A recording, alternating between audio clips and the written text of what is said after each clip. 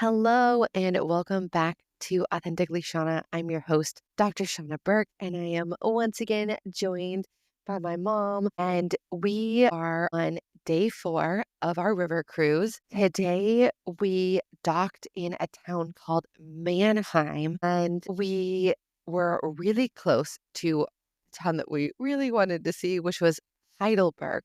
So, how our tour worked was that they were going to bus us because it's about a 50-minute bus ride from Mannheim to Heidelberg. And I looked at my mom and said, I want to go earlier because we weren't supposed to get there till afternoon. And so we were really close to a train station just across a bridge and in Mannheim. And so we went on our own little adventure. We spoke with Helene. So Helene and Michael are the organizers of this trip and said, we want to go a little bit early, which she was so helpful to give us some great tips. So I'm going to share them with you because I think they're really good ideas that I didn't know about. And so on Google Maps, I mean, I knew there were some things called pins, but you can actually make your own trips and collect pins, I guess you could call it, to put in a trip. So she gave us all these little highlights of where to turn, which made our lives really easy. So what we did was we got off on the main train station, which is called the Hauptbahnhof, and it doesn't let you off in the main city center. The main city center of the old town is about a 20-minute walk. So the other great thing that she said was when you look on Google Maps, you're going to see a lighter yellow color, and that is where the main old town is of any city. So that was a great fact. And then another fact that someone shared with me, which I hadn't known, someone else on our tour, is when you're looking at your dot on the map where there's a shadow, and the shadow is whatever direction you're pointing. Because a lot of times I'm like, I don't know, I see my dot, but I don't know the direction that I'm in and I don't have a good directionality.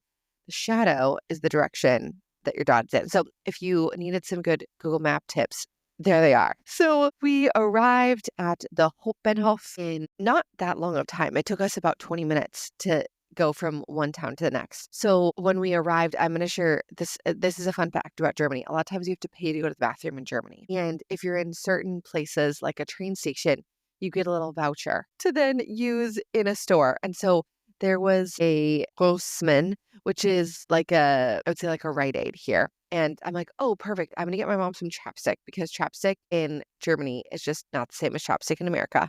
I was like, you have to try their chapstick. And then we found a beauty product, which we tried, and it's so different. Here they have lots of vials. So they'll give you a glass vial and you break it open and product is inside. And so we got one that's hyaluronic acid. And what you do is you break it open and that's your product. So we got a hyaluronic acid for hydration because our skin is pretty dry here. We aren't used to this dryness. And we got one that is a peptide vitamin E. It's by a company called ISANA. So, and it's a rose logo on it. And it's made in Germany. So I don't know if you'll be able to find it anywhere else, but we are really enjoying it. So we couldn't use our coupon at the Roastman, but we could use it at the bakery. So we had a delicious chocolate croissant as we walked into town. The the beautiful part of town is about a mile long, which is really wonderful. So it's all these old buildings, all these beautiful buildings. And we learned later on our tour that if a building is made of stone, that someone really wealthy was able to procure the materials. So most houses were made with they called them half timbered houses. So they had some stone, but a lot of timber. So if you were really wealthy, you had stone. So there were some beautiful stone buildings. So we walked a mile through the town, found little Christmas markets. I got to have my mom try chestnuts roasting on an open fire. Okay, tell us what you thought of them. Each one was different. Some were easy to crack open, and some were definitely more challenging, but they were always wonderful once you got to the meat of the nut. So what you do is there's a line that's kind of carved in before they roast it, and then you crack the nut. What did it taste like to you? Well, they were warm to begin with on a cold day. And it's kind of a cross between different nuts, sweeter than a walnut, and it's warm. and it's roasted, and you can taste the roastedness of it. I think it's a lot like a walnut, as you're saying. It's just a lot squishier of a texture. It's not hard. Maybe that's because it's roasted. Yes. So I'm so glad she got to try those because I was really wanting her to try chestnuts. Then we stopped at a market and had some more market food. So one of the other like specialties is they take a potato and I don't even know what you'd call it. Exactly. Exactly. It makes it Put skewer through. so it makes like a really long potato essentially. And it's all connected. And then they deep fry it. So and it's thin. I'm calling it a Pringle that is on a stick and a little less crunchy, but really delicious. I really enjoyed it. Oh yeah, and then they put some paprika on it. It was quite delicious. Paprika potato on a stick. And we grabbed our lunch and then we headed to the Heidelberg funicular. So we really like funiculars. I don't know if I can. A funicular is a cable car that goes up on an incline. On this angle. And this is a special one in particular because it's a double funicular. So we went to the first stop on the funicular, which was the Heidelberg Castle. And this castle is, I'm going to say special because it's a ruin. And our guide said that it was one of the most visited ruins in Germany. So we got to the castle and everyone else from our tour met us there by bus. So we got a jump start on Heidelberg. So we got to see a lot of the town, which I'm so happy we did because we wouldn't have had time at the end to do what we did. So we got a wonderful guide. And something that I think one of the more interesting parts about German history is that in Germany, the kings they weren't a birthright. It was, they had the choosers of kings. And so this castle was owned and operated by the choosers of the kings. And I think like a lot of places that we've seen, something goes out of vogue, you don't tear it down, you just keep building up and around it. And so even though the castle had been destroyed, you got to see lots of different periods of the castle. And I think one of our favorite parts is they have a huge wine barrel. There's a dance floor. It's so huge that there is a dance floor on top. I've never seen an alcohol barrel quite like that. It wasn't an effective wine barrel. Yeah. How could it be? It was massive. So, which was really fun to see.